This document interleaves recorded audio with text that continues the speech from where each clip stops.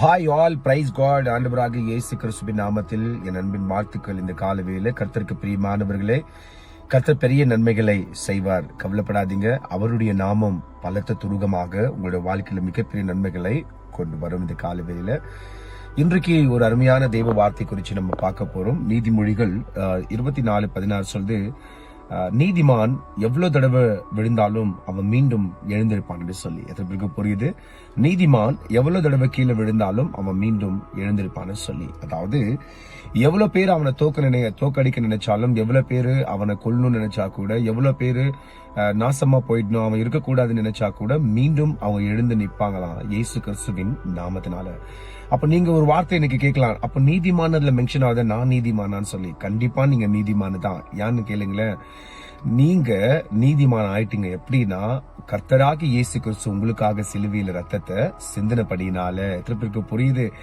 வேதம் சொல்ல அவருடைய ரத்தத்தினால நம்ம நீதிமான்கள் ஆக்கப்பட்டோம் என்று சொல்லி, அவருடைய ஜீவனை கொடுத்து உங்களை அவர் நீதிமானாக கூட என்ன பண்ணிருக்காரு, ஆண்டவர் மாற்றி இருக்கிறார். அன்பு பிள்ளைகளே, கவலைப்படாதீங்க. சின்ன சின்ன தவறுகள், பாவங்களை நிச்சயமாக கர்த்தர் மன்னிப்பார். ஒரு விஷயம் சொல்லட்டுங்களா, ஏன் நான் விழுந்துட்டே இருக்கிறேன் நீங்க நினைச்சா கூட, நீங்க பாருங்க, எழுந்து நிக்கிறீங்க. எவ்வளவு தடவை உங்களுக்கு எவ்வளவு பிரச்சனைகள் வந்தாலும் உங்க மனசுல பிரச்சனை இருக்குதுன்னு தான் தோணுது, ஆனா அந்த பிரச்சனை நீங்க எழுந்து நடந்துதான் இருக்கிறீங்க. ஏன்னா கர்த்தராக இயேசு கிறிஸ்து உங்களோட கூட இருக்கிறார். மீண்டும் சொல்றேன், உங்களுடைய எதிரிகள், உங்களுடைய சத்துருக்கள் எவ்வளவு தடவை உங்களை கீழே தள்ளி உங்களை எல்லா விதத்திலையும் ஒரு வழி பண்ண நினைச்சா கூட நீங்க மீண்டும் எழுந்திருச்சு கம்பீரமாக நடப்பீங்க, நிப்பீங்க இயேசு கிறிஸ்துவின் நாமத்துல. நான் மீண்டும் சொல்றேன், நீங்க எவ்வளவு தடவை விழுந்தாலும், இன்னும் கோடி தடவை விழுந்தாலும், கோடி தடவும் உங்களை கைப்பிடிச்சு தூக்க கர்த்தராக இயேசு கிறிஸ்து உங்களுக்கு துணையாக இருக்கிறார். கவலைப்படாதீங்க. இந்த காலவேளை யாராவது நான் விழுந்துட்டு இருக்கிறேன், எப்படி எழுந்திருக்கிறது தெரியல, நான் ரொம்ப தோத்துட்டு இருக்கிறேன், எப்படி மீண்டும் நான் மேல வருவேன்னு நினைச்சீங்கன்னா, கண்டிப்பா இன்றைக்கு உங்களுக்கு இந்த வார்த்தை உங்களை உயிரோட கூட எழுப்பி உங்கள் வாழ்க்கையில என்ன தேவையோ அந்த தேவைகளை கர்த்தர் சந்திச்சு மீண்டும் எல்லாருக்கும் முன்பாக, நீங்கள் ஜாதி ஜனங்களுக்கு முன்பாக